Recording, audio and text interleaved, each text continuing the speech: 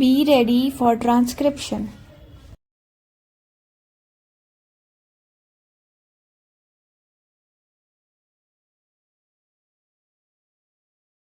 Sir, before the House adjourned for lunch yesterday, I had started speaking on the Essential Commodities Amendment Bill. I have got here with me the bill as introduced. In the statement of object and reasons, the government pointed out that in certain cases it might be necessary for them not to award punishment prescribed in the law as it exists at present, but to forfeit a part of the deposit. This relates to minor offences under the Essential Commodities Act.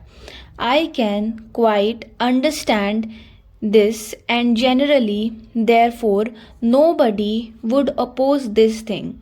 But the question that I wish to raise in this connection before the House is the manner in which this act is being implemented by the government and also by the state governments.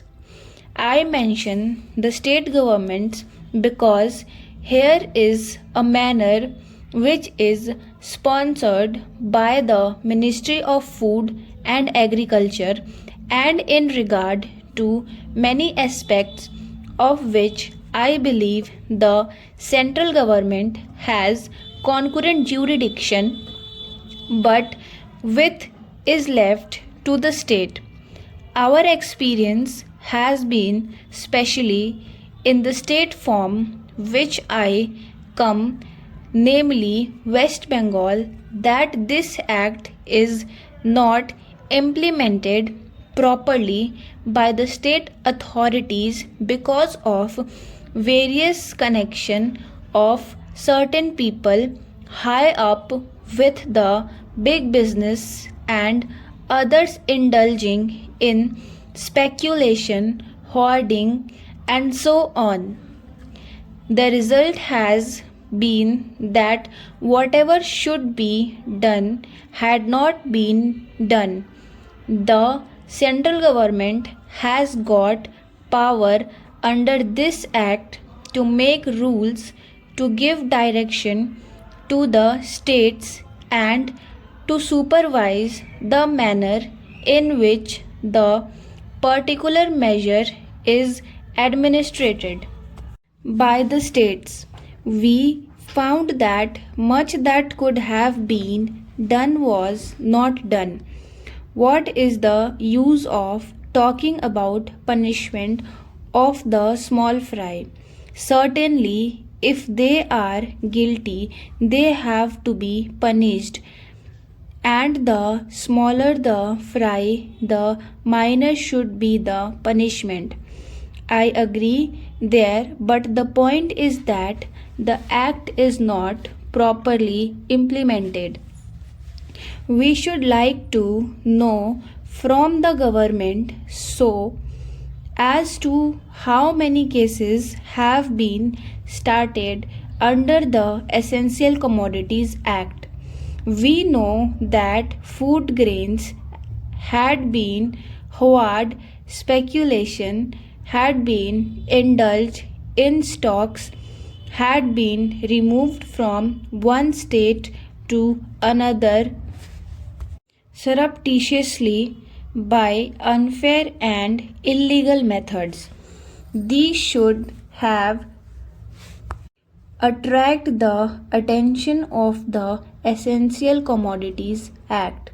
The act was passed in the Parliament with a view to putting a check on speculative rise in prices.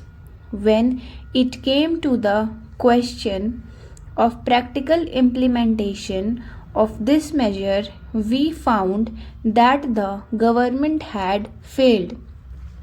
Now, government should say something about it. When government seeks to amend an act, it should tell us as to how the parent act, which is proposed to be amended, has been implemented.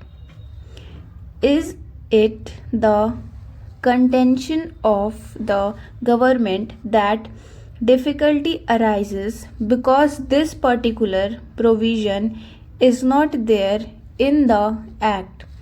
Are government in trouble because they do not know how to deal with the smaller fries? Or is it because that those who are supposed to administer this measure at the state level, at the district level, have thought it fit to ignore it, but thought it fit to bypass it? If any measure of the central government was needed for controlling the price of food grains and ensuring the supply of essential commodities to the community, it is the Essential Commodities Act. I would like the minister to say something on this. I know that he was not here at the time when we passed this measure, nor was he there when the Essential Commodities Act was bypassed by many state governments. In the past, we had drawn the attention of the minister to this problem, and that minister is now happily going to be the president of the Uttar Pradesh Congress Committee. But here I would like to ask the minister who has stepped into his shoes as to what he is doing in order to see to the proper implementation of this act. How many prosecutions have taken place? The small people, of course, should be dealt with very mildly. I agree and I support the measure, but taking the law as it is today without this amendment, it empowers government to deal very effectively so far as the provisions of the law go with the big traders, wholesalers, and profiteers. I would like to know as to how they have dealt with them. How many are in jail today? How many have paid fine? How many have suffered imprisonment?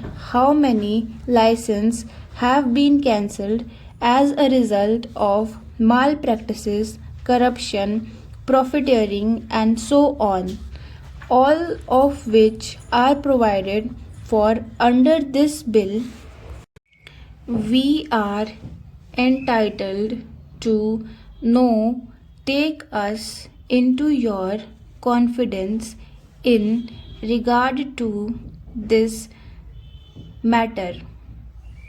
I say from whatever knowledge we have that very few have been prosecuted under this act. If it is so, it is not because our black market trade has suddenly become white market trade, or those imperious people have suddenly become virtuous with the succession in the office of the food minister by a new man.